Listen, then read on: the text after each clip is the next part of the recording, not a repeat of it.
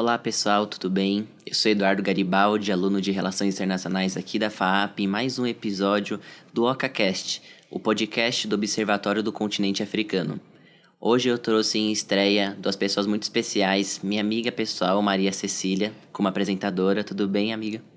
Oi, gente, eu sou a Maria Cecília, sou aluna de Relações Internacionais aqui da FAP e integrante do OCA.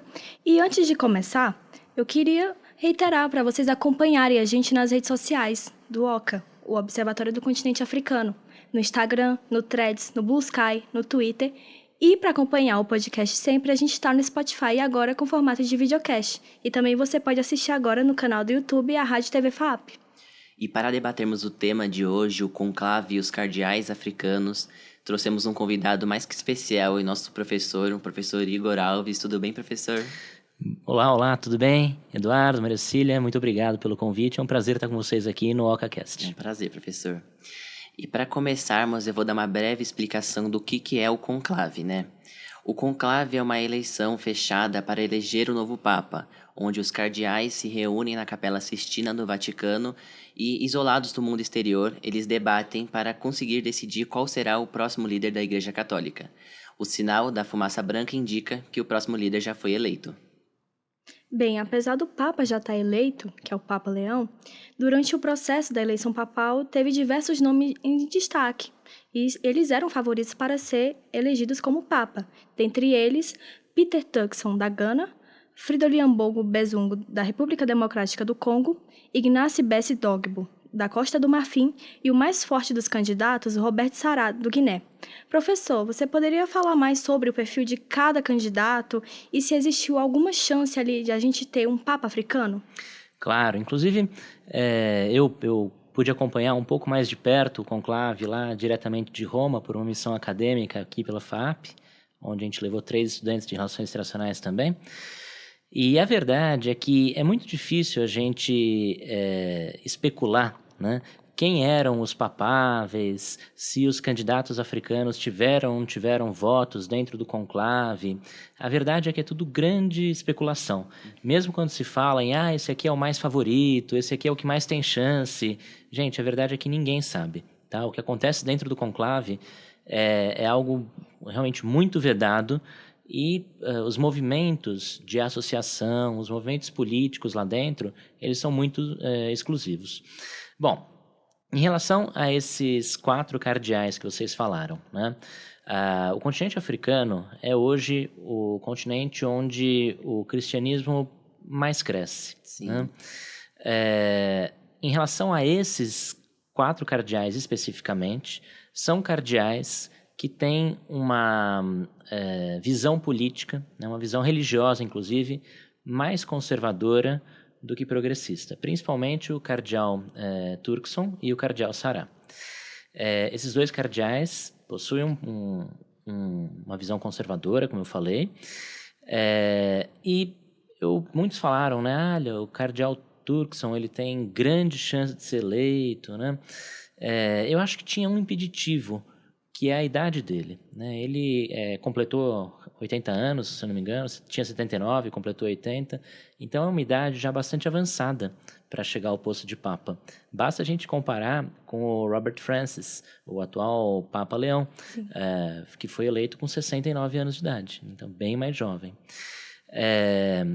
Esse conservadorismo da Igreja Católica na África Negra muito se dá por conta do período ainda colonial, na época em que os países europeus entram no continente africano com trabalhos missionários muito rigorosos, né?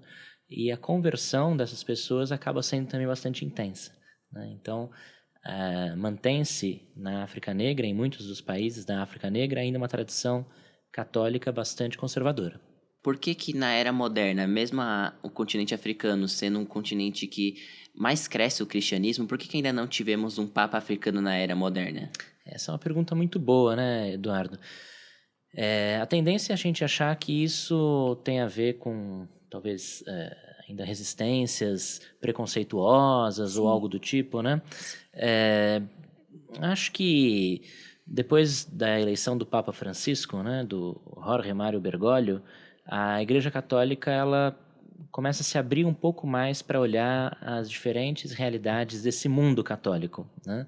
É interessante que é a primeira vez, né, em que 2 papas consecutivamente são escolhidos e não pertencem ao universo europeu, né? Então, o Papa Francisco e agora o Papa Leão. Um da América do Sul, outro da América do Norte. E isso abre, sem dúvida, espaços para que os próximos conclaves tragam novas personalidades, novos cardeais de outros lugares do mundo. Como eu falei, não dá para a gente cravar quem eram de fato os papáveis e tudo mais, mas muito se falava, por exemplo, do cardeal Luiz Antônio Tagle, das Filipinas, Sim. né, do Sudeste Asiático. Então, também um nome distante da Europa convencional, né? O que eu acho é que, ao longo de todos esses anos, a Igreja Católica ela foi eurocêntrica. Né? Então, majoritariamente eram papas italianos que eram eleitos, né? Tivemos alguns papas franceses, espanhóis, Karol Wojtyła, polonês, o Ratzinger, né? Alemão. Então, ela tem esse caráter eurocêntrico mesmo. Até, na verdade, me surpreendeu a eleição do Papa Leão como mais um americano. Eu realmente imaginava que voltaria para a Europa. Então, acho que foi o Prevost, o cardeal escolhido, como poderia ter sido, sim, um cardeal africano, né? Mas, nesse momento, o conclave optou por um norte-americano. Sim. Bom, professor, fazendo um link com o que o senhor disse do continente africano, ser o continente onde mais cresce o cristianismo hoje, queria perguntar para o senhor qual seria o simbolismo antropológico e político da eleição de um papa africano na era moderna, no meio de tanto conservadorismo da igreja? Eu acho que seria muito interessante a gente ter um papa do continente africano, porque realmente é evidenciar, né, a importância que o catolicismo está tomando hoje para o continente. Né? Politicamente, também acho que seria um movimento interessante, porque desloca, né, um pouco da atenção do mundo. Então, da mesma forma que o Papa Francisco acaba deslocando para a América do Sul parte das atenções por conta da política do Vaticano, né, o mesmo aconteceria com o Papa africano. Lembrando só que, realmente você falou muito bem, Maricília, nessa idade moderna, nós nunca tivemos um Papa africano, mas já existiram papas africanos ao longo da história da Igreja, né? Todos da África do Norte, né?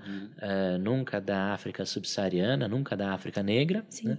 Mas já tivemos papas africanos, só que faz muito tempo. Né? Então, o que talvez a gente possa acompanhar nos próximos conclaves seja, sim, a escolha de um papa africano representando esse crescimento significativo do catolicismo no continente. Eu gostaria de agradecer ao senhor, professor Igor, por ter aceitado o nosso convite e vir aqui discutir sobre um tema tão interessante e tão atual como esse que aconteceu recentemente. Não quero deixar também um recado para o pessoal e procurar saber do projeto, do conclave do professor. Você quer deixar o arroba para o pessoal seguir? Claro. A gente fez um Instagram, que é o @conclave.2025, onde nós traçamos o perfil de todos os cardeais que participaram do conclave que elegeu o Papa Leão XIV. E agora a gente está mudando um pouquinho o nosso perfil e muita coisa está por vir. Então acompanhe a gente lá.